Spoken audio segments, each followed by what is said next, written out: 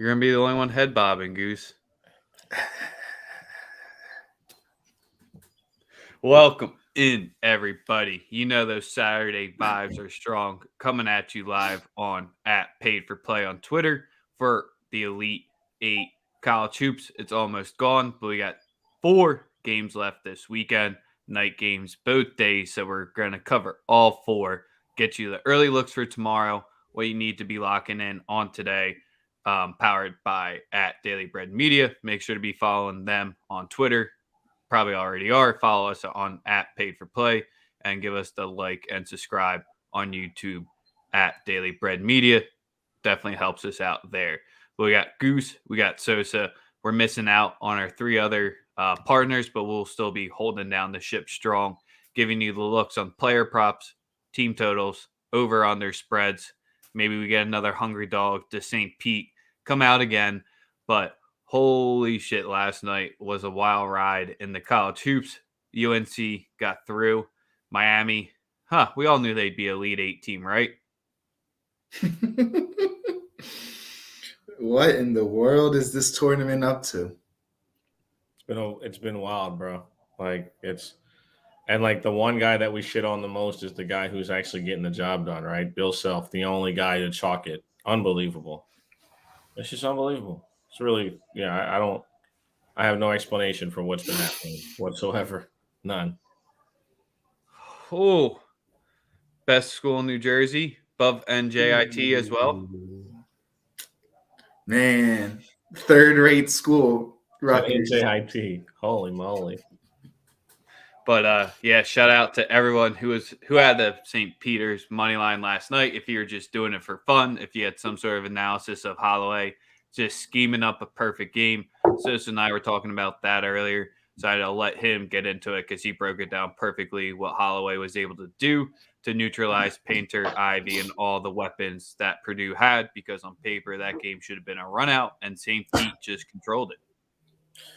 Bro, just a masterful job of manipulating your abilities as a coach. I mean, this guy was switching out 5 guys at a time, knowing that he was going to have distinct, disadvantages at certain places, and he was still able to generate turnovers for a team to be bigger than you, and for you to not let them murder you on the offensive boards. That could have easily happened.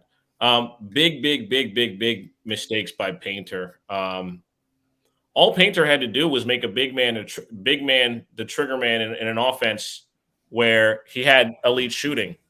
He never tried to work the ball to the middle of the floor to have the guards actually play off the bigs. St. Peter's was able to dictate everything on both ends of the floor. Offensively, they hit shots. They ran their sets to perfection.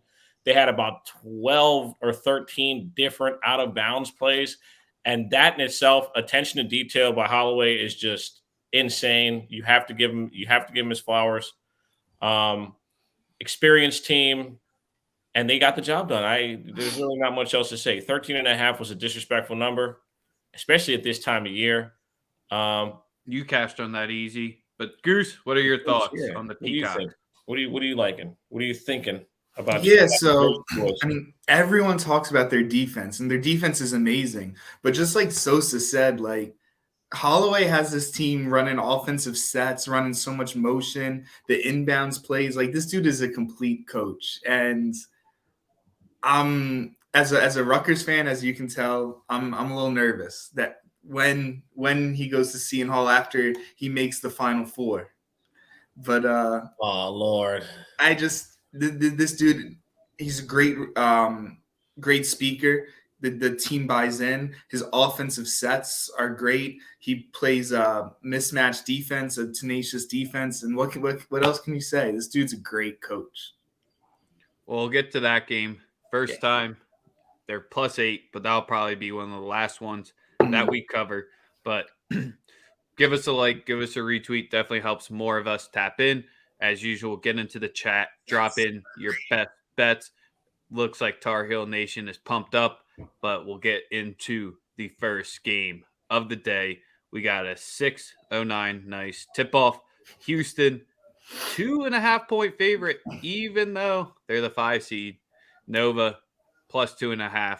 Maybe it's because of the location that the game is in San Antonio, but still at the same time, I don't know if that's warranted for 3-point swing kind of right there. Because even though these teams, I think, are complete, great, great contrast of style to a point where Houston, if you've been tapping in with us, it's called a kill, but I've just been saying they're blitzing teams in the second half where they're going on a 12-0 run and killing all hope because they're usually in the lead at that point and a team's coming back and Samson's making that one adjustment and they just have 8 to 9 guys that can just go in there at any time and go there. That's where they have the advantage over Nova is the depth.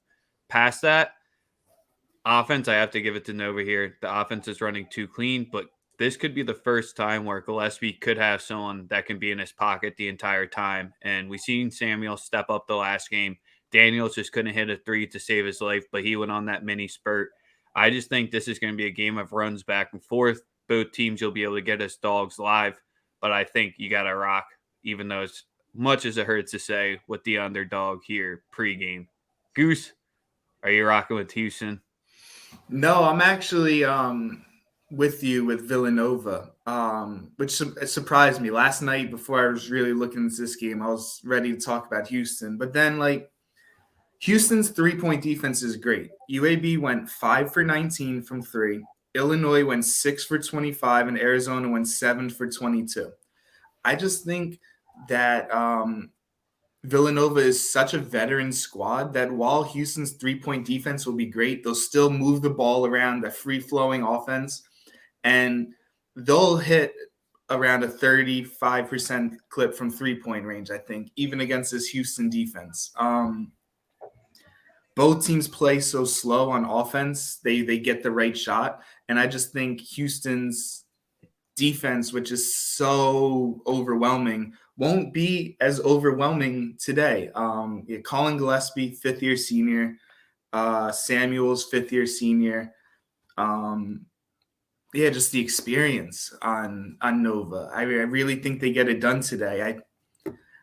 They just find ways to get it done. And hot take, maybe it's not a hot take, Villanova is the best program in the last 10 years in college basketball with their 2 national championships, with their 6 Sweet 16s, and I think they add to it with another Final Four run.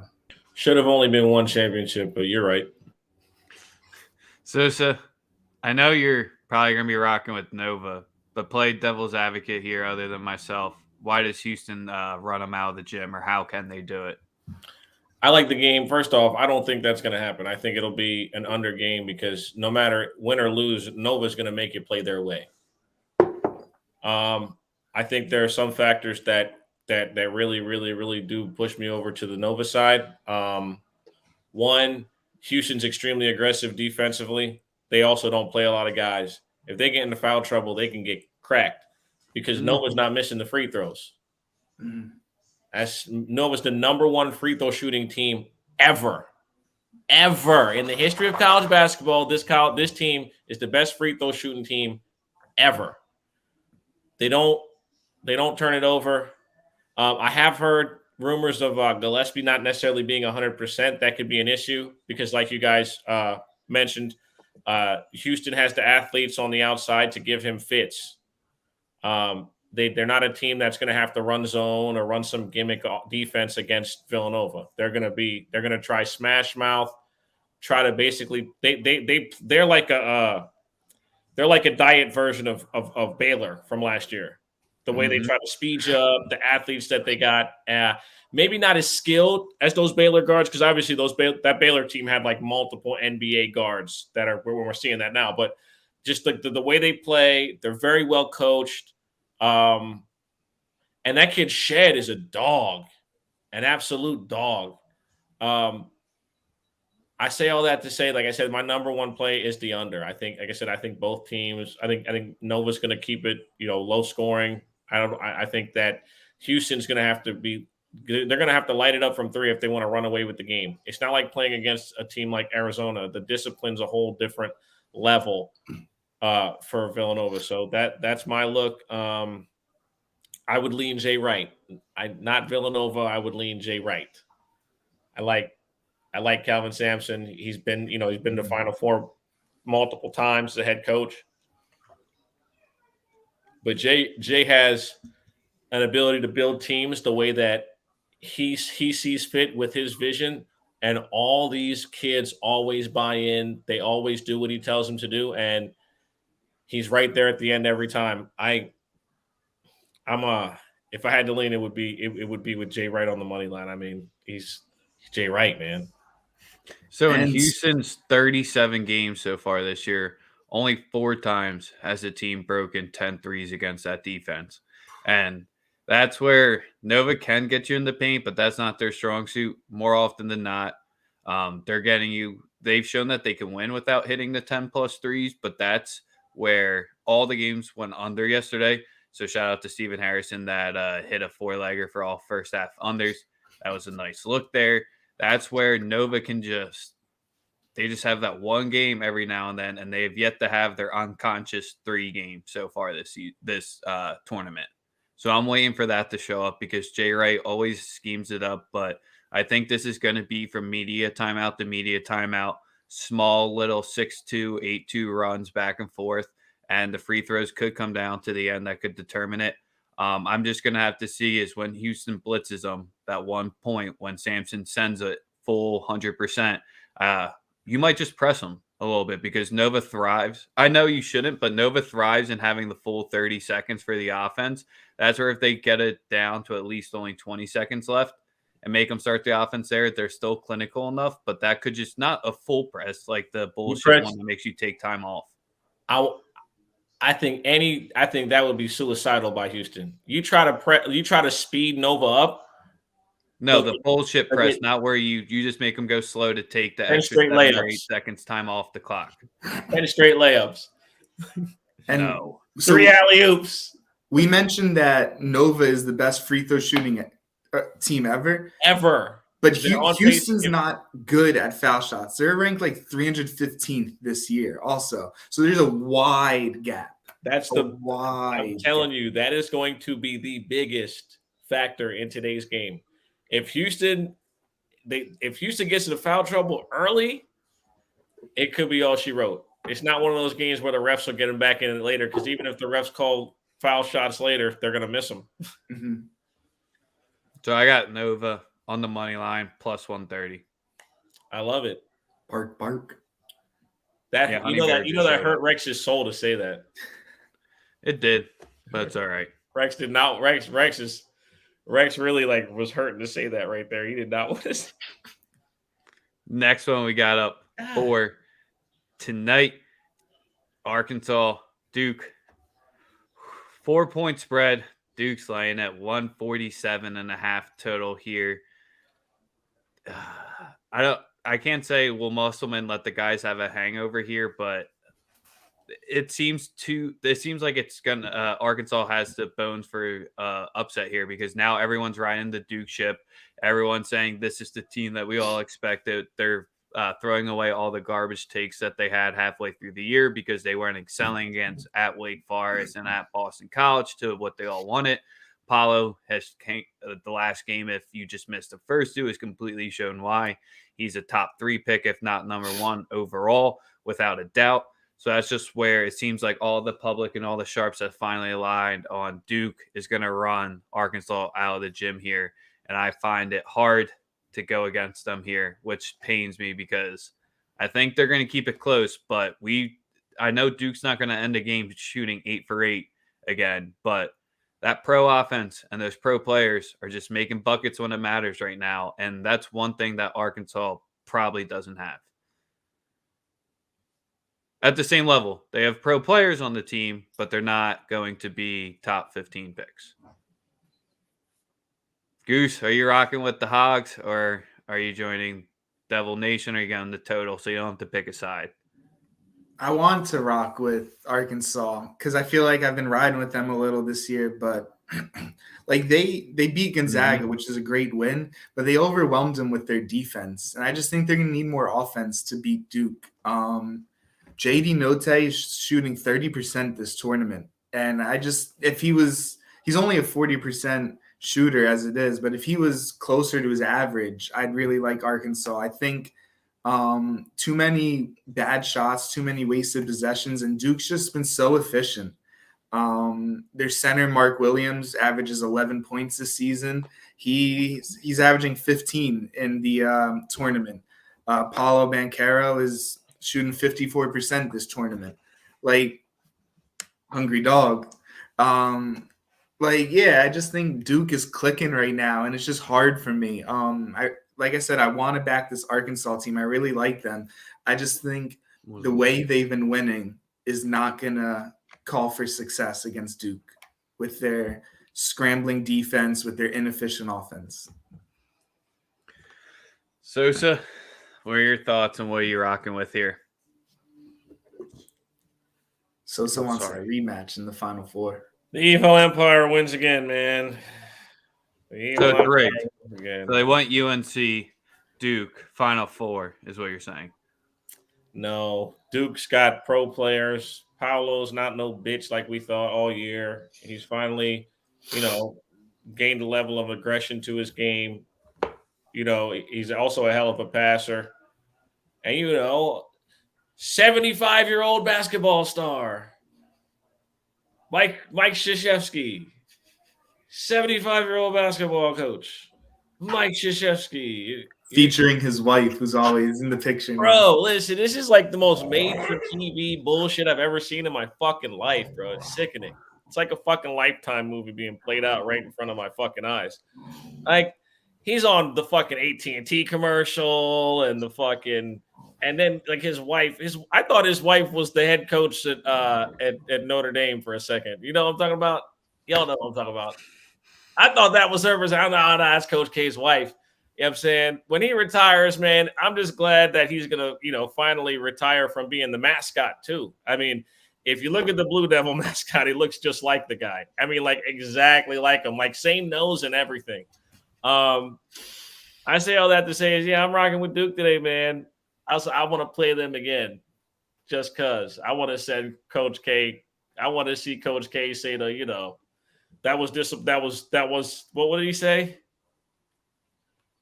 That was unacceptable. Yeah, bitch. You're going to lose again when you see North Carolina, man. I don't like that guy. I really don't give a fuck either if anyone feels the type of way. I don't like him at all.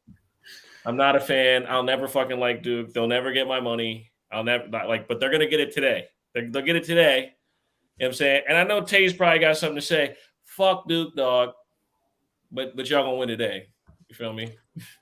The way that this could go, the perfect way for the sports books, is a Duke win by 1 to 3 points. America's favorite grandparents is what he called. That's the way I could completely see this one ending up. But if you had to make me pick a side here, even though Honey Bear was going nuts and barking during that, I doubted Arkansas the last game, and they made me have egg in their face again, and I'm going to doubt them again. It is what it is on that point. Hey, at the end. 4 is a gross to be laying because the foul shots could come down at the end of the game here.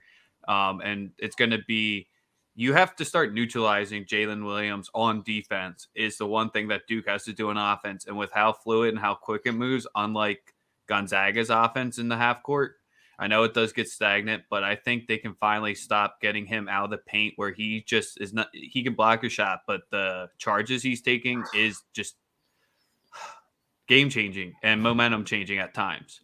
So that's where you have to start neutralizing him on defense by getting him away from the rim. Easy as that. And I think Duke does the switches enough with the ball that they'll get him on it.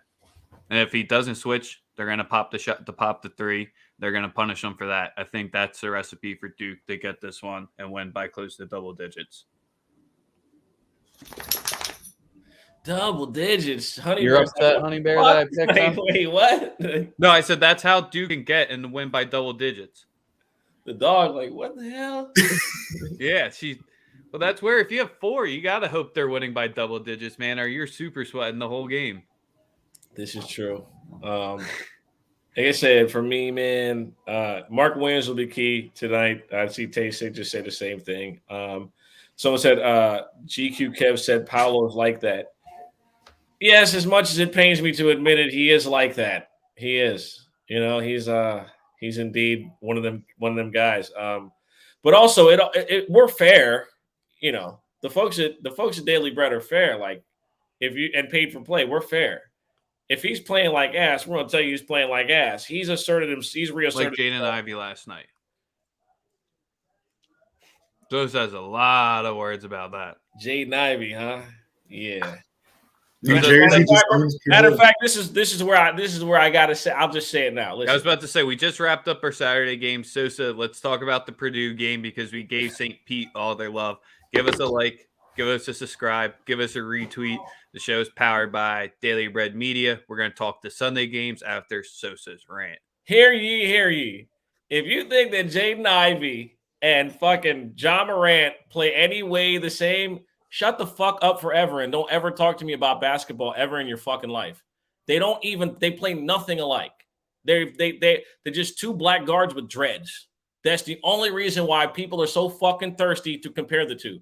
They don't pass the same. The only thing they do that's even remotely similar is jump high. Stop fucking saying that dumb shit. You sound stupid. You can't even compare the two. One guy averaged 10 assists and had like 20 triple doubles. Jaden Ivey couldn't even get you 5 fucking assists a game. He would have fucking won the game last night if he could have got you 5 a game. He's not one of those guys. He's a special athlete. Lots of guys are special athletes. John Morant's a special athlete and elite basketball player all in one. You can't compare the two. Stop saying that shit. If there's a comparison, they have the same hair. That's it. And they can jump high. But stop with the bullshit. Please cut it out. Please cut it out. Learn the game, or stop fucking talking about basketball altogether. I'll respect you more. As far as that's concerned, he's one of the biggest reasons they didn't win last night. If he's so amazingly athletic, didn't attack the rim, didn't get enough foul shots, because that's part of winning the game. Get to the foul line. You got inferior athletes in front of you. Make them pay. Didn't do that. No. Didn't do that. He had 6 points down before the 3. Everybody forgets he played like complete dog shit all night. John Morant was on that team that had won by fucking 40. And he'd have had a triple-double and a couple of highlight dunks. Half the fucking Sports Center top 10 would have been him. All right? Just stop it. That's all. I mean, who's fucking surprised? Matt Painter does this to us every year. Have a bunch of players that we think are good, has a team that wins a bunch of conference games, and then they do this shit. They lay a fucking egg. This is what they do. Matt Painter, no one's surprised. If you're surprised by that, then then I don't know. I don't know what to tell you. But nothing shocking. There was nothing shocking whatsoever seeing Matt Painter go out the way he did last night because he's hoed off his whole career. Bro, Edie is a scrub. The dude had like 2 rebounds in like 20 minutes. But also, Painter didn't do a good. Painter did not do a good job of putting his team in position to be successful. 100%. He did not do a good job of that, and that's 100% his fault. You have a team that better athletes, they even had better shooters, and you just literally let St. Peter's dictate the pace and completely confuse you. Matt sucks, bro. Holy shit. And he does it to us every year. Every year he does this. So it's nothing surprising. It's just we didn't think they'd hoe out the way they did last night. It's unbelievable. So shout out to Jersey. Shout out to Jersey. Goose, this is my buddy's place. I'll let him know he needs the Panthers version. Gotcha. I saw it in the corner. All right. Let's go to the game that tips at 2 o'clock tomorrow. Everyone knew Miami would be making it there. I mean, all of them were fraudulent. But 6-point dogs against Kansas. That Iowa State game was painful if anyone watched it. But once again, they don't care if it's a little bit ugly. That defense has been swarming, which has been their Achilles heel. But Iowa State's offense, we saw that they've put up 38 points one game this year. So maybe not too impressive to hold them under 60 points, but their defense looked the most solid last night. Kansas, did they just weather the Providence storm? Because it never really seemed like they're in too much of an issue last night, in my opinion. So, lane 6, the worst number to probably be laying in college hoops. But is Miami a fraudulent underdog here? Because you can get a nice plus 235 money line. Larinaga versus Self is a good coaching matchup, so maybe someone can finally get out scheme them. But Sosa, Goose has been going first for them. What do you like here?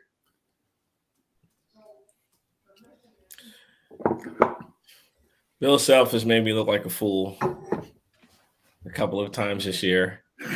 Larinaga has been there. He's been to a Final Four before.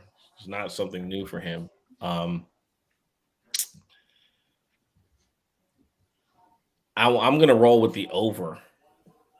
I think that's my favorite play in this one. I think the game goes over.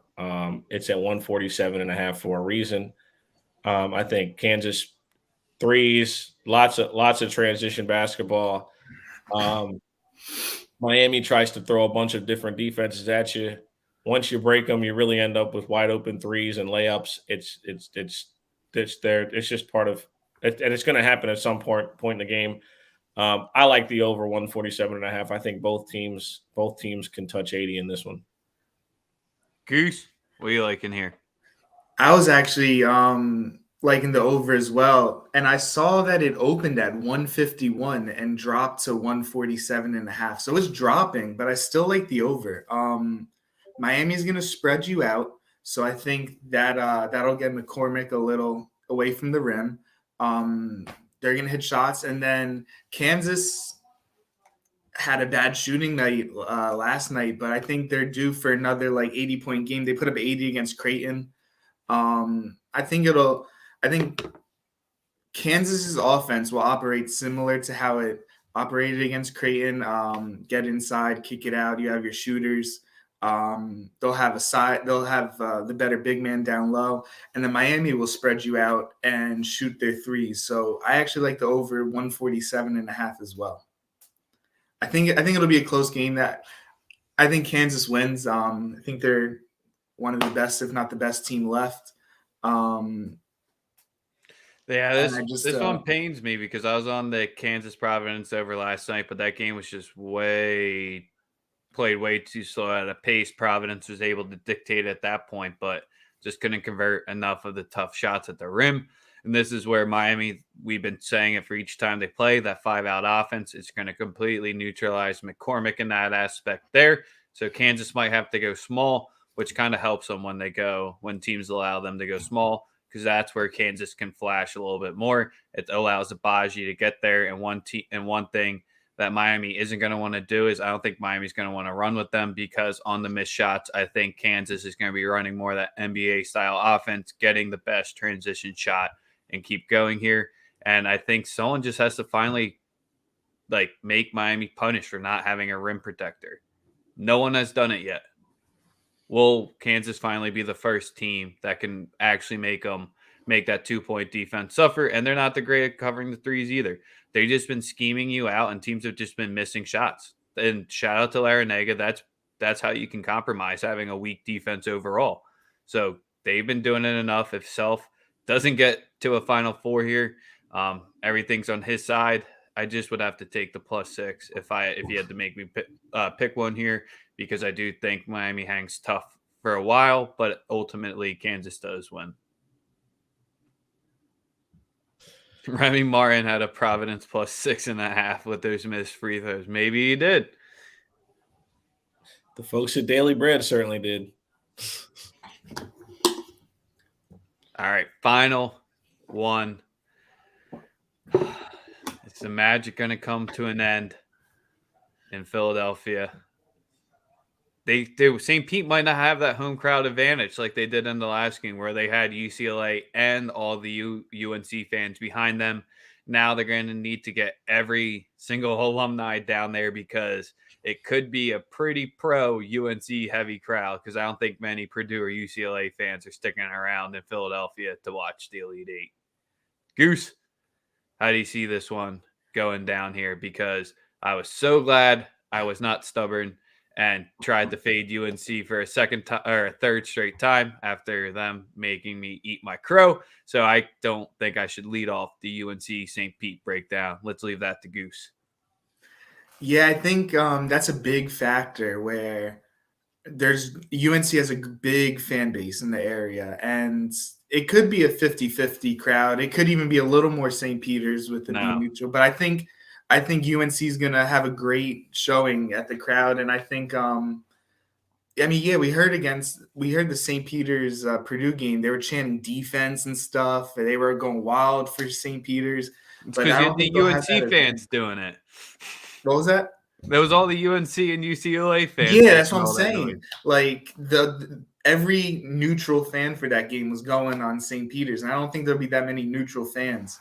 Also, Trayvon Williams was doing pretty well on offense for Purdue, but they really weren't giving him the rock. I think Baycott really exploits the St. Peter's depth at big. I think he'll be able to eat pretty well. I'd love for St. Peter's to win. I just don't see how they beat UNC. Purdue has these games where they're fraud at times. Kentucky got surprised.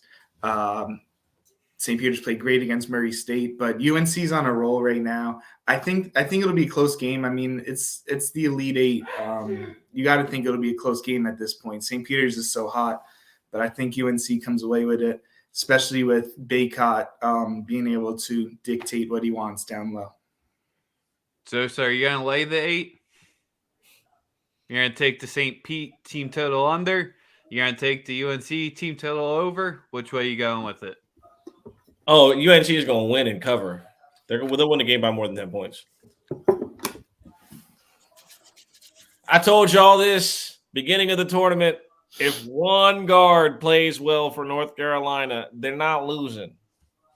Caleb Love, 27 in the second half. Y'all should have known it was over. It wasn't nothing you could do then. Like, we're going to do the same thing we do every game. Make or miss, we're going to rebound the ball hard. We're going to get out in transition. We don't care if we miss because we can create second, third, fourth opportunities offensively. I love Shaheen Holloway, done an amazing job. I don't think Hubert Davis is dumb enough to do the stupid shit that Matt Painter did last night. I mean, and that's no disrespect to Shaheen Holloway and this St. Peter's team, but Purdue didn't have any business losing last night. I mean, I'd be totally honest with you. Like that, just to see the way they got outclassed was insane, man. It was really bad. I mean, the lack of discipline, execution, it's unbelievable. I don't think that's an issue with Hubert and North Carolina. Like I said, because it's just certain things that St. Peter's isn't going to be able to do against North Carolina. I think they got out rebounded last night by like 14, and they still won the game. You get out rebounded by 14 against North Carolina, you're down by 25. It's not the same. You're not going to do. They're not getting away with that bullshit against the North Carolina team. I like North Carolina to win, cover the 8.5, win by more than 10 points. I don't think. They couldn't even. Like I said, they couldn't. Like Purdue couldn't break a press. Like I just don't. You know what I'm saying? But if Purdue, like I said, you just have the tempo mismatch. The one thing you talked about in the Purdue game with St. Peter's is they let St. Peter's dictate it. UNC has dictated the flow in every single one of their games so far this year. So with both teams who have been dictating it on the court, we'll have to see if St. Peter's can do it against UNC. That's the biggest thing here. And then Nadefo will have to stay out of foul trouble. They were able to weather the storm the last game, but I think if he gets and takes silly fouls again and gets into that foul trouble here, I don't think they'll be able to recover it like they did last night. Is it a done deal that Shaheen is going to Seton Hall? I know Willard was like. Is he? Rumors where it was a done deal before the tournament. You think it's a done deal? Yeah. For sure. Yeah. All right. You don't think? I think there's a chance he could be bigger than Seton Hall. Bigger. Well, now that's the thing was before New York Knicks. That'd be fire. Actually, I would fuck with that. Leon Rose, get that man on the phone. What are you talking about? That'd be fucking great. Go, Honey Bear. The Knicks? Oh my God. Why didn't I think of that? That might be your best idea yet. I swear to God. They would fuck with him. They would fuck with him at the Garden. They would. Because if you ever also, this is another thing. The reason you say that, it sounds crazy, right? It sounds crazy off the top. It sounds crazy. But the first thing he'll say is, listen, I'm from New York. Like he'll make it. You see, he made it clear last night. He's like, wait, don't get it twisted. Like, I'm from New York, but Jersey adopted me. You know, yeah. I think he might be bigger than Seton Hall, to be honest with you, bro. Well, that's where I think it was a done deal. And I think this stuff was already signed beforehand.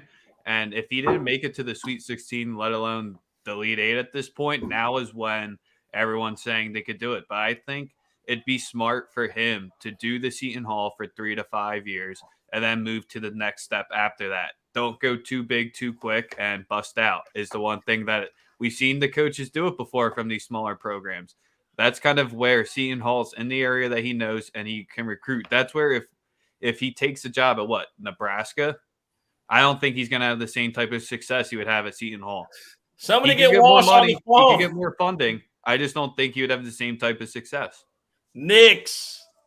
Go to the Knicks. The Garden. Fuck. Well, that's going to wrap us up for today's episode of Paid for Play. We got you right in there at 36 minutes. And then I guess we're speaking. Why would we want that? So that would just make them like more difficult for us. We don't need that. Hey, man, all about the Benjamins, okay? It's all about the cash. True. It's all about the cash. Right. Go to the Knicks. He sounds like it too, man. Listen to the guy when he gets done doing the. Well, he had the best post-game conference last night on the court with the team. He's got like one of those soft. He's got one of those like soft Terrence Howard voices. You understand? You know what I mean? Yeah. You know what I mean? Give us a like. Give us a subscribe.